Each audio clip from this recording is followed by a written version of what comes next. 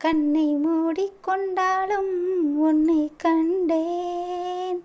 மீண்டும் ஏன் இந்த ஏக்கம்? வெள்ளை மேகத்துண்டுக்குள் எழும் மின்னல் போல் எந்தன் வாழ்வெங்கும் மின்னல். என் இதழ் மேலின்று வாழும் மௌனங்கள், என் மனம் பேசுதே நூறு எண்ணங்கள். சொன்ன சொல்லின் அர்த்தங்கள் என்னுள் வாழுதே, தூரம் தள்ளி சென்றாலும் உயிர் தேடுதே. வணக்கங்க. உசிரையே தொலைச்சேன் உனக்குள்ள. அத்தியாயம் 5. சிந்துவும் கனிஷ்காவும் மும்முரமாக பேசிக்கொண்டிருக்க அங்கு வந்த நிகாரிகா, ஹே, என்ன இன்னும் பேசிகிட்டு இருக்கீங்க? ஆமாம், கார்த்தி எங்க என்று கேட்டதும் தான் அவர்களை பார்த்தார்கள். அவர்களுடன் கார்த்தி இல்லை என்று. சிந்துவோ, அப்போவே பசிக்குதுன்னு சொன்னால, அதனால் சாப்பிட போனாலும் போயிருப்பா என்று சொல்ல, சரி வாங்கடி நாமளும் போவோம் என மூவரும் அந்த இடத்திலிருந்து சென்றார்கள். அங்கோ கார்த்தி அறைக்குள் வெகு நேரமாக இருக்க லேசாக மனதில் பயம் தொற்றிக்கொண்டது. சரி, வெளியில் செல்லலாமா என கதவை திறந்து பார்க்க திறக்க இயலாமல் போனது. அவன்தான் கதவை வெளிப்புறமாக தாளிட்டு போயிருக்க எப்படி திறக்க முடியும் இவளால்? பின் இவளும் உட்புறமாக தாளிட்டு விட்டு வந்து பின் அந்த அறையை முழுவதுமாக நோட்டமிட்டாள். அப்பொழுது அங்கிருந்த ஆள் உயர கண்ணாடி வழியாக இவளை பார்த்தவளுக்கு தூக்கி வாரி போட்டது. கார்த்தி போட்டிருந்த சுடிதார் இளம் மஞ்சள் நிறம் என்பதால் அந்த இடத்தில் பட்ட கரையை தண்ணீர் வைத்து துடைத்திருந்ததால் அது நனைந்து அவள் உள் அணிந்திருந்த ஆடை பளிச்சென்று தெரிந்தது. ச, இப்படியே அவன் முன்னாடி நின்றுட்டு இருந்தேன் என நினைத்தவளுக்கு அவமானமாக இருந்தது அவளுக்கு. ஒருவேளை என்னை இப்படி பார்த்ததால தான் அவன் என்னை இருக்க சொல்லிட்டு அவள் கதவை அடைச்சிட்டு போயிட்டானோ? இல்லை, அவன் என்னை தப்பா எதுவும் என நினைத்தவளுக்கு அவனது கண்கள் ஞாபகம் வந்தது. அவனை பார்த்து பேசும்போது அந்த பார்வையில் எந்த தப்பான நோக்கமும் தெரியலையே என நினைத்தவள் பின் இந்த அறையிலிருந்து முதல்ல தப்பிக்கணும் என்று முடிவு எடுத்தாள் கார்த்தி. அப்பொழுதுதான் பார்த்தால் அந்த அறையில் இருந்த அந்த கட்டிலின் அருகே இருந்த அந்த சிறிய மேசையின் மேல் ஒரு கவர் இருந்ததை வேகமாக சென்று அதை எடுத்து பார்க்க அதனுள் ஓர் புதிய ஆடை இருந்தது. அந்த உடையை வெளியே எடுத்து பார்க்க இவளுக்கு சரியாக இருக்கும் என தோண அந்த அறையை சுற்றி நோட்டமிட்டாள். இந்த அறையில் ஏதாவது கேமரா எதுவும் பொருத்தியிருப்பாங்களா என பார்த்தவளுக்கு அப்படி ஒன்றும் தெரியாவிட்டாலும் பின் அந்த அறையில் குளியல் அறை இருக்குமா என ஒவ்வொரு கதவாக திறந்து பார்க்க குளியல் அறையை கண்டுபிடித்து விட்டாள் கார்த்தி. உள்ளே சென்றவள் சில நிமிடங்களில் வெளியே வந்து கண்ணாடியில் அவள் உருவத்தை பார்க்க, ஹே கார்த்தி, நீ இவ்வளவு அழகா இருக்க என கண்கள் விரிய பார்த்து கொண்டிருந்தாள். பின் அவளது ஈரமான உடையை அந்த கவரில் வைத்துவிட்டு அந்த கட்டிலில் அமர்ந்தவளுக்கு அவளது கண்களோ, எனக்கு கொஞ்சம் ஓய்வு கொடேன் என கெஞ்ச அந்த கட்டிலேயே தலையை லேசாக சாய்த்து படுத்தவள் அப்படியே கண் அயர்ந்து விட்டாள். எங்கோ தட்டுவது போல் கேட்பதாக தூங்கியவளுக்கு தோன்ற தொடர்ந்து தட்டும் சத்தம் கேட்டதும் தான் அந்த சத்தம் கதவு தட்டும் சத்தம் என்றே புரிந்தது.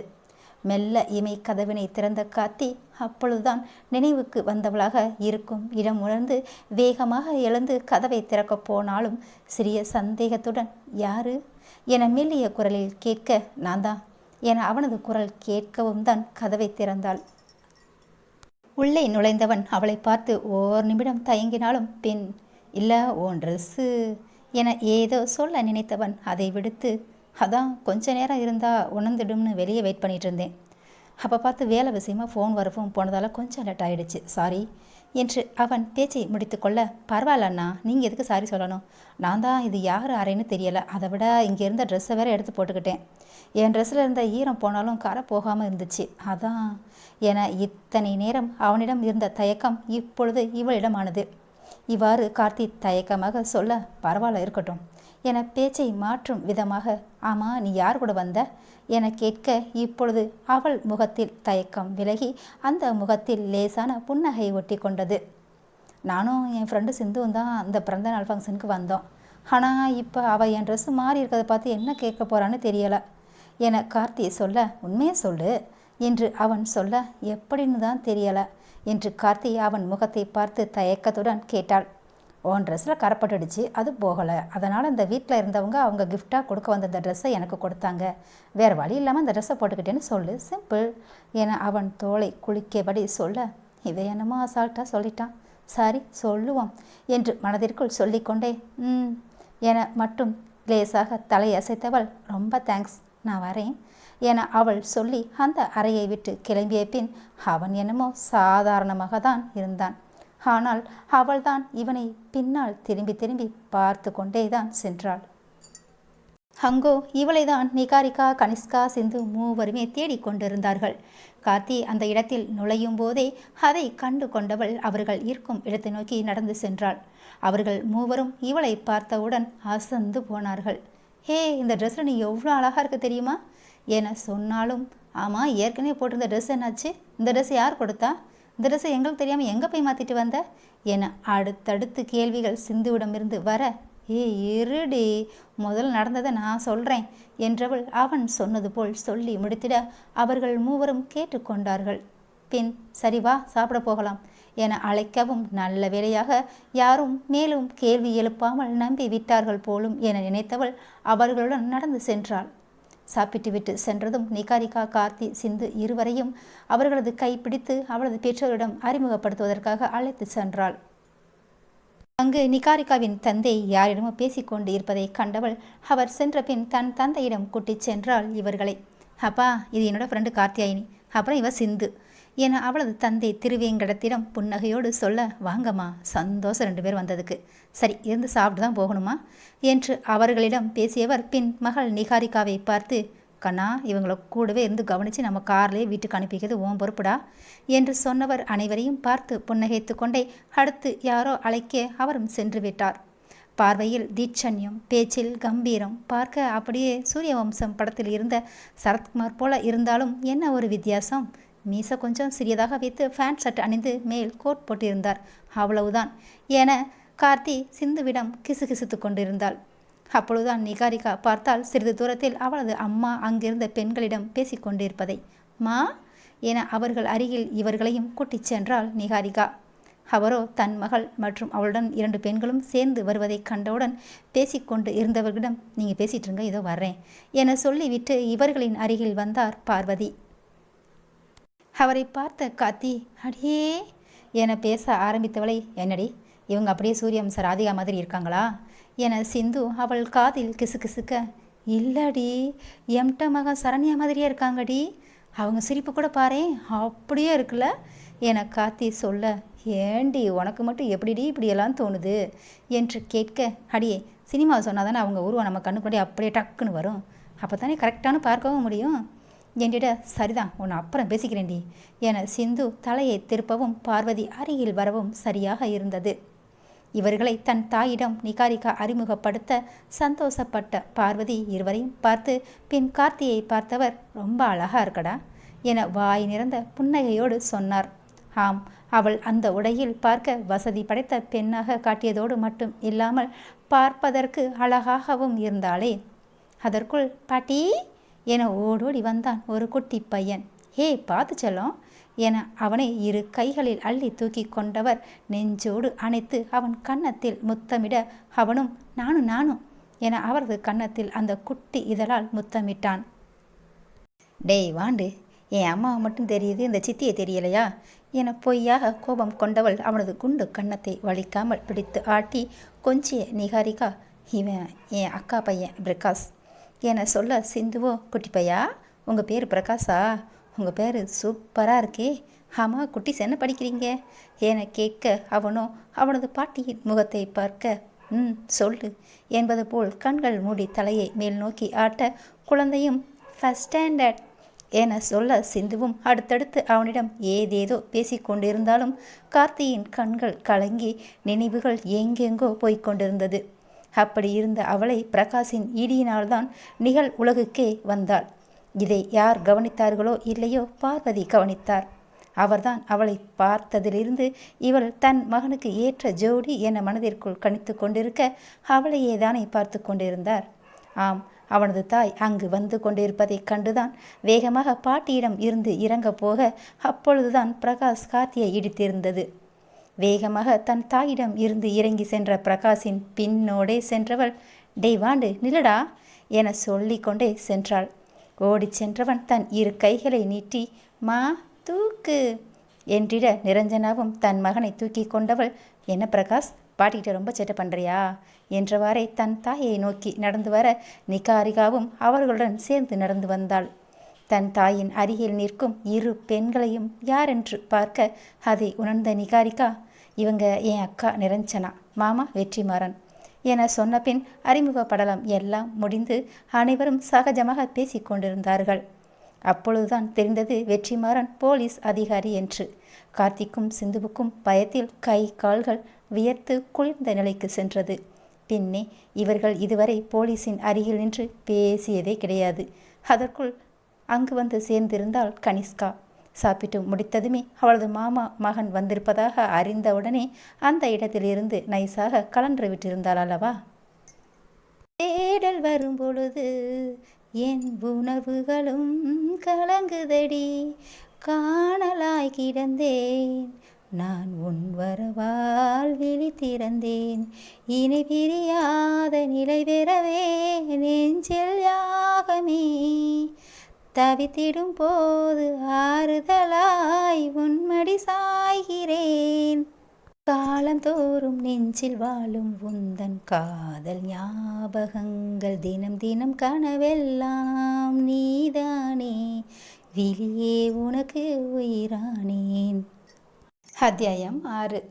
கனிஷ்கா வந்ததும் அங்கு நிரஞ்சனா வெற்றிமாறன் நின்று கொண்டிருப்பதை பார்த்ததும், ஹனி அண்ணா எப்படி இருக்கீங்க என்று கேட்டுக்கொண்டே, அடே என் செல்ல மருமகனும் இங்கே தான் இருக்கானா என பிரகாஷை பார்த்து கேட்டுக்கொண்டே அவன் புறம் திரும்ப அவனோ கண்கள் சுருக்கி குருவென பார்த்து முறைக்க கனிஷ்காவும் பிரகாஷை போலவே முறைத்து பார்க்க, அப்பா கனியத்தையே பாருங்க என்னை மறைச்சி பார்க்குறாங்க என்று சினிங்கி கொண்டே சொல்ல, அடிங்க ஏன் அண்ணாக்கிட்டேயே என்ன கம்ப்ளைண்ட் பண்ணுறியா என கனிஷ்கா சொல்ல, நிகாரிகாவோ, டே கண்ணா நீயே குட்டி வெற்றிடா, பயப்படாமல் உன் அத்தையை லெஃப்ட் அண்ட் ரைட் வாங்குடா என சொல்ல, சித்தி நீயே அதை அத்தைக்கிட்டேருந்து வாங்கிக்கோ, நீ தானே இன்னைக்கு பர்த்டே பேபி என சொல்ல, அத்தனை நேரம் அமைதியாக இருந்த கார்த்தி இதை கேட்டு கலகலவன சிரிக்க, நிரஞ்சனாவோ, நிகா சைடு கேப்பில் உன் மாமாவை வெற்றின்னு பேர் சொல்கிற பார்த்தியா என்றிட, அது இருக்கட்டும் அக்கா, என்ன சாக்கு வச்சு ஒரு பெரிய போலீஸ் அதிகாரியை, அதுவும் உன் கணவரை எல்லாத்துக்கும் முன்னாடியும் பேர் சொல்லலாமா அக்கா, நிஜமாக சொல்லு, இது ஓ ரொம்ப நாள் கனவு தானே என கேட்க வெற்றிமாறனும் அப்படியா என்பது போல் பார்க்க, இல்லவே இல்லை என இருபுறமும் தலையை வெற்றிமாறனை பார்த்து ஆட்ட, இதை பார்த்த அங்கிருந்த அனைவருமே சிரித்து விட்டார்கள்.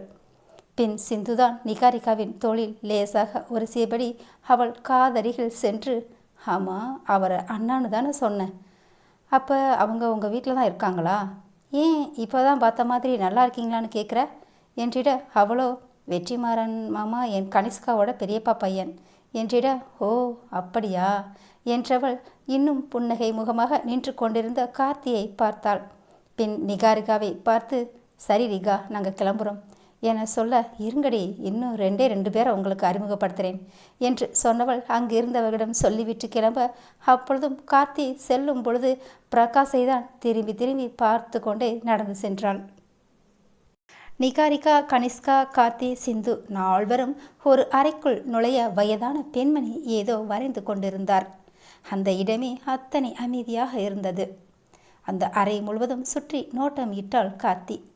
வரைய தேவையான அத்தனையும் இருக்க அந்த அறை முழுவதும் படங்கள் தான் இருந்தது. அத்தனையும் அவர் வரைந்ததாக தான் இருக்க வேண்டும் என நினைத்து கொண்டாள் கார்த்தி. அத்தனையையும் பார்க்க அப்படியே தத்ரூபமாக இருந்தது. அவர் திரும்பி நின்று வரைந்து கொண்டிருக்க அவரது முகத்தை சரியாக காண இயலாமல் போனது இவர்களுக்கு. பாட்டிமா என நிகாரிகா தான் அழைத்தாள் அவரை. அவர் திரும்பியதும் அவரது கண்கள் பளிச்சிட்டது. பெண் நிகாரிகாவை பார்த்து, நிகாமா பாட்டியோட பிறந்தநாள் வாழ்த்துக்கள்டா என சொன்னவர் மெல்ல சென்று ஒரு கபோர்டை திறந்து ஒரு சின்ன நகை பெட்டியை எடுத்து கொடுத்தார் அவளிடம். அதை வாங்கிய நிகாரிகா பாட்டியை கட்டி கொண்டு, தேங்க்ஸ் பாட்டியம்மா என்றவள் பின் பாட்டி கொடுத்த பரிசை திறந்து பார்க்க அதில் கல் வைத்த ஜிமிக்கி இருந்தது. அழகா இருக்கு பாட்டியம்மா என்றிட அவரும் சிரித்துக்கொண்டே, வாமா கனி என்றவர் அவர்களுடன் வந்தவர்களை பார்க்க, பாட்டியம்மா நம்ம மறந்தே போயிட்டேன் பாருங்க என்றவள் தலையை லேசாக தட்டி கொண்ட நிகாரிகா அவர் கொடுத்த அந்த சின்ன நகை பெட்டியை அருகில் இருந்த மேசையில் வைத்தவள் அவளது பாட்டியை அழைத்து கட்டிலில் உட்கார செய்தாள். பின் சிந்துவை அழைத்து வந்து, இவன் என் ஃப்ரெண்டு சிந்து என சொல்ல அவளை பார்த்து புன்னகைத்தாலும் பாட்டியின் பார்வை அடிக்கடி கார்த்தியின் மேல்தான் போய் வந்தது. பின் கார்த்தியின் கையை பிடித்து அழைத்து வந்தவள், இவ பேரு கார்த்தியாயினி என்றவளது முகம் மலர்ந்ததையும் பார்த்தவர் அங்கு வந்து நின்ற கார்த்தியின் முகத்தையும் பார்த்து கொண்டிருந்தார். அவளது முகத்தில் அத்தனை அழகு, அதிலும் அந்த கண்கள் இவரிடம் 1000 கதைகள் பேசியது. அத்தனையையும் பார்த்தவர் மனதில் பதிய வைத்து கொண்டார் அவளது முகத்தை. பின் என்ன நினைத்தாரோ அருகில் இருந்த ஜெப மாலையை எடுத்து கண்கள் மூடி பிரார்த்திக்க ஆரம்பித்தார். கனியும் நிகாரிகாவும் அவர்களை அழைத்து சென்றிட இவர்களும் ஒன்றும் பேசாமல் அவர்களுடன் செல்ல கார்த்தி பாட்டியை திரும்பி திரும்பி பார்த்தபடி நடந்து செல்ல பட்டென அவரது விழிகள் திறந்து இவளை பார்த்ததும் ஓர் நிமிடம் பயந்துதான் போனாள் கார்த்தி. அவரிடமிருந்து பார்வையை திருப்பி கொண்டவள் நெஞ்சம் படபடக்க கால்கள் நடுங்க நடந்து சென்றவளை பார்த்தவர் மீண்டும் தன் கண்களை மூடிக்கொண்டார் நிகாரிகாவின் பாட்டி. இன்னும் எங்கடி கூட்டிட்டு போற என்று சிந்து நிகாரிகாவை பார்த்து கேட்க அவளோ வேகமாக முன்னால் நடந்து கொண்டே, வாங்கடி, எங்கள் வீட்டில் எனக்கு பிடிச்ச என் அண்ணாவை தான் பார்க்க போகிறோம் என சொல்ல பின்னால் நடந்து வந்த கனிஷ்காவோ, நிகா, உன் அண்ணன் இப்போ தான் அவரோட ஃப்ரெண்டை பார்த்துட்டு அவரையும் கையோடு கூட்டிகிட்டு வரேன்னு போனாங்க என்று சொன்னதுதான் தாமதம். பின்னால் திரும்பி இடுப்பில் கையை வைத்தபடி கனிஷ்காவை முறைத்து நின்றாள் நிகாரிகா. ஆமாம், உனக்கு எப்படி தெரியும் என்று கீழ் உதட்டை மடித்து கேட்க கனிஷ்காவோ, அப்ப என ஆரம்பிக்க, நினச்சாண்டி, என்னடா கொஞ்ச நேரம் ஆளை காணோம்னு என்று சொல்லி கொண்டே வந்தவள், ஆமாம் அண்ணா வரட்டும், என் ஃப்ரெண்டு கூட பேச தெரிஞ்சவனுக்கு தங்கச்சிக்கு ஒரு வாழ்த்து கூட சொல்லணும்னு தோணலையா என்று சொன்னவள் நடந்து வந்து அங்கு போடப்பட்டிருந்த நீல் இருக்கையில் அமர கனிஷ்காவோ, நான் தற்செயலாக தான் அந்த பக்கம் போனப்போ பார்த்தேன், உன் அண்ணா வேகமாக கிளம்பி போகவும் நான் பார்த்தப்ப தான், பேசக்கூட இல்லடி, அப்போ இன்னும் கொஞ்ச நேரத்தில் வந்துடுவேன், நிகா கிட்ட சொல்லிடுன்னு சொல்லிட்டு போனார் என்று பாவமாக முகத்தை வைத்து கொண்டே சொல்லி முடிக்க, ஹே பயந்துட்டியா, ஏன் அண்ணாவை பற்றி எனக்கு தெரியாதா, சும்மாடி, ஹே இவ முகத்தை பாருங்கடி என நிகாரிகா கார்த்தி சிந்து இருவரையும் பார்த்து சிரித்து கொண்டே சொல்ல, உன்ன என இரு கைகளாலும் செல்லமாக அவள் கைகளுக்கு வலிக்காமல் அடிக்க, ஏண்டி இதுதான் நீ எனக்கு கொடுக்குற பிறந்தநாள் கிஃப்டா என நிகா கேட்க அப்பொழுதுதான் மூச்சே வந்தது கார்த்தி சிந்து இருவருக்கும்.